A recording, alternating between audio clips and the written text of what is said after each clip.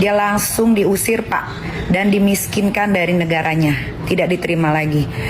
Mudah-mudahan Indonesia bisa melakukan hal yang sama dengan negara Malaysia. Tapi sanksi di Malaysia sangatlah berat, sampai dia dihukum dengan sangat berat, dan sampai sekarang bahkan dia tidak bisa kembali lagi ke Malaysia. Belum hilang merinding saya, guys. Ya, belum hilang merinding di tengkuk saya dan juga di tangan saya ini, guys, ya.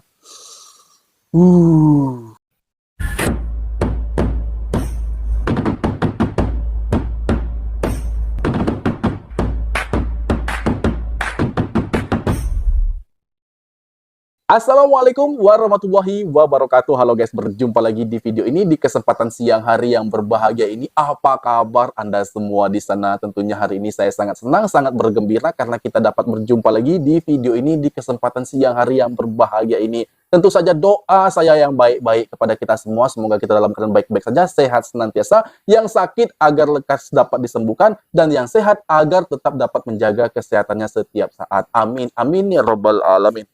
Satu lagi guys, satu lagi kabar yang mengejutkan, kabar yang mengagetkan, bahkan ini membuat dada saya sesak lagi guys. Sakit hati saya ya. Oke, yang saya maksud itu adalah transformasi, transisi. Karena saya tidak ingin mengatakannya langsung guys. Saya tidak ingin menyebutkannya karena saya takut video saya di take down oleh YouTube. Makanya saya sebut ini adalah bagian dari transformasi.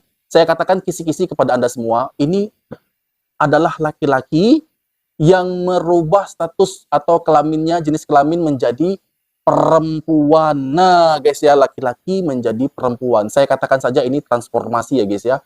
Dan ternyata di Indonesia ini terjadi, tapi dia ini melakukan ibadah umroh ke tanah suci, bahkan bukan hanya sekali, namun ini sudah yang kedua kalinya. Nah, ini bagaimana guys? Bagaimana kalau Anda semua menilainya? Saya ingin tahu ya guys ya. Sebenarnya kan kalau dalam hukum Islam ini tidak diperbolehkan sama sekali, titik ya. Hitam biarlah hitam, putih biarlah menjadi putih. Nah, apa menurut kalian guys? Apa pandangan Anda semua tentang hal ini ya? Orang yang laki-laki menjadi seorang wanita, lalu dia pergi ibadah umroh sudah 2 kali terjadi di Indonesia guys ya. Malah ini ya guys ya, bingung saya. Dan yang jadi masalahnya adalah bahwa dia pergi ibadah umroh itu statusnya sebagai perempuan, bukanlah sebagai seorang laki-laki. Padahal kodratnya adalah dia seorang lelaki tulen, tapi dia ibadah umroh itu menjadi seorang perempuan. Dan saya ingin tahu apa langkah-langkah yang diambil oleh pemerintah saat ini untuk menangani kasus ini guys ya. Aduh. Oke, kita saksikan video-video itu guys ya. Ini dia. Ini ada Pak, bukan cerita tapi ini real Pak. Itu di negara Malaysia, ada juga namanya Waria Nur Sajat. Dia juga melakukan ibadah umroh Pak, memakai baju perempuan. Sampai dia datang lagi ke Malaysia, menginjakkan kaki ke Malaysia, selesai melakukan ibadah umroh, dia langsung diusir Pak dan dimiskinkan dari negaranya, tidak diterima lagi. Mudah-mudahan Indonesia bisa melakukan hal yang sama dengan negara Malaysia. Bukan kita mau mengintimidasi seorang waria. Waria tetaplah manusia, tapi kalau waria ingin melakukan ibadah umroh, dia harus sadar diri Pak, namanya laki-laki ya jadi laki-laki, gak usah malu. Mudah-mudahan Pak, Bapak-bapak negara Republik Indonesia ini ya bisa menindak tegas. Nanti waria Sajega kalau sampai Indonesia Pak, taruh aja di Nusa Kambangan Pak. Jangan dikeluar-keluarin, jangan dipulang-pulangin. Bikinin Pak jeruji besi, masukin buaya sama singa Pak. Makasih Pak. Nah, betul kan AKA ini kata ya. Tiru Malaysia, contoh Malaysia. Untuk hal ini memang kita wajib ya melihat Malaysia sebagai sisi baiknya. Keberanian ya.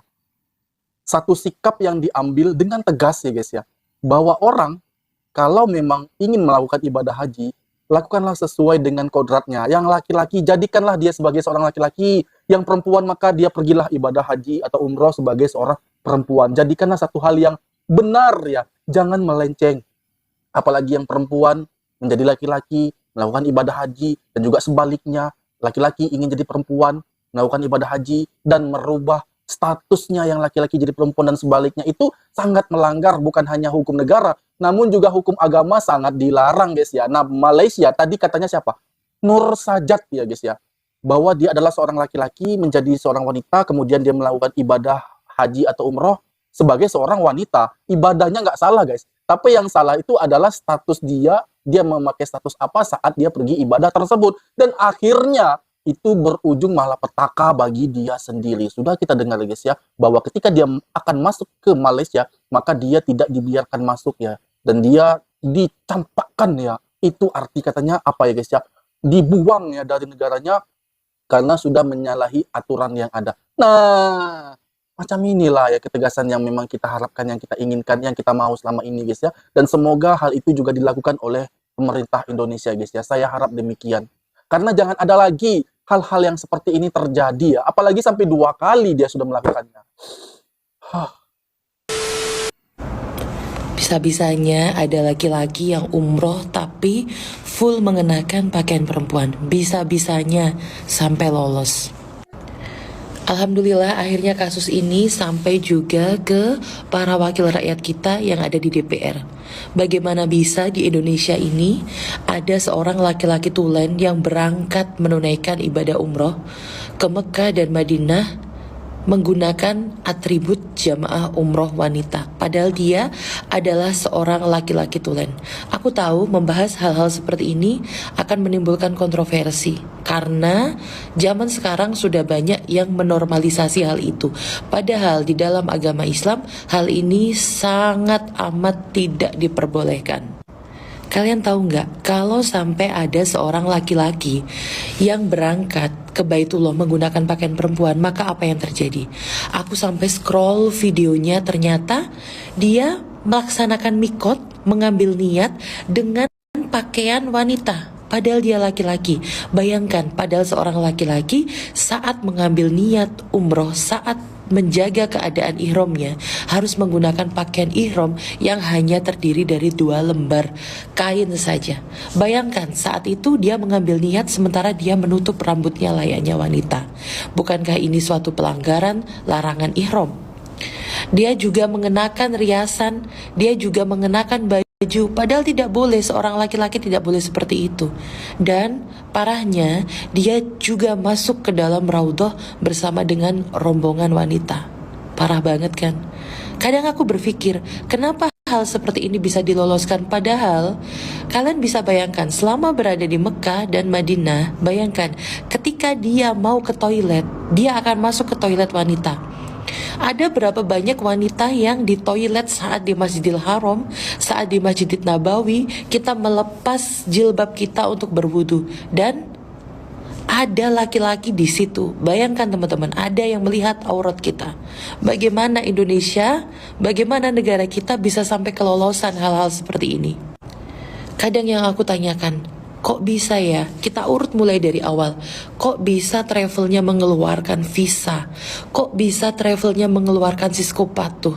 Bahkan kok bisa travelnya memberikan seragam wanita? Padahal jelas depan mata, jelas terlihat dia bukanlah seorang wanita.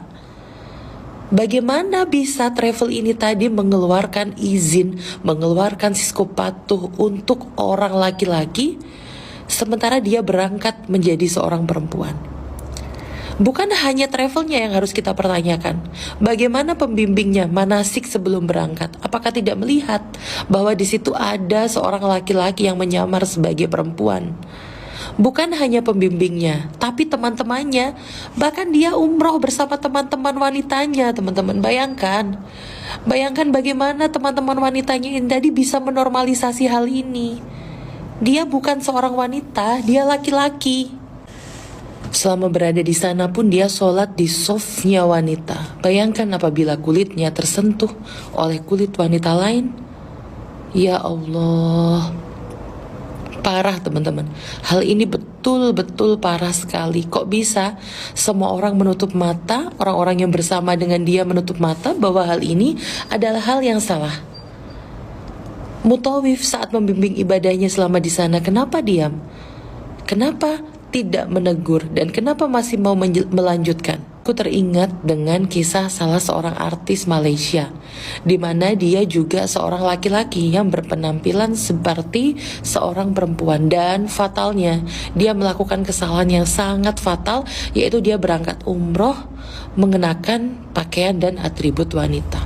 Tapi sanksi di Malaysia sangatlah berat, sampai dia dihukum dengan sangat berat, dan sampai sekarang dia tinggal di Australia, teman-teman. Dia tidak bisa, bahkan dia tidak bisa kembali lagi ke Malaysia. Luar biasa Malaysia memberlakukan hukuman kepada orang yang sudah menistakan agama. Kita kawal ya teman-teman kasus ini sampai selesai, kita pastikan dia mendapatkan hukuman yang setimpal, karena kasus seperti ini harus kita viralkan dan harus kita sampaikan kepada halayak umum bahwa hal ini tidak benar. Hati-hati menjadi seorang influencer, karena semua tindak tanduk kita, gerakan kita akan diikuti oleh banyak orang. Kalau sampai kasus kali ini lolos dan tidak mendapatkan hukuman, maka jangan kaget kalau akan ada banyak lagi laki-laki lain yang menyerupai perempuan dan berangkat umroh menggunakan atribut perempuan. Tidak lupa kita doakan negara kita Indonesia agar Allah jauhkan dari azab. Amin Allah. Azab yang disebabkan oleh hal-hal seperti ini. Dan kita doakan semua saudara-saudara kita agar Allah berikan hidayah.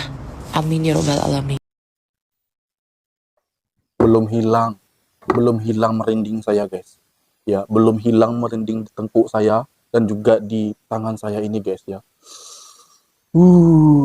Ketika saya mendengar begitu beratnya hukuman yang diterima oleh orang Malaysia yang telah berani menistakan agama.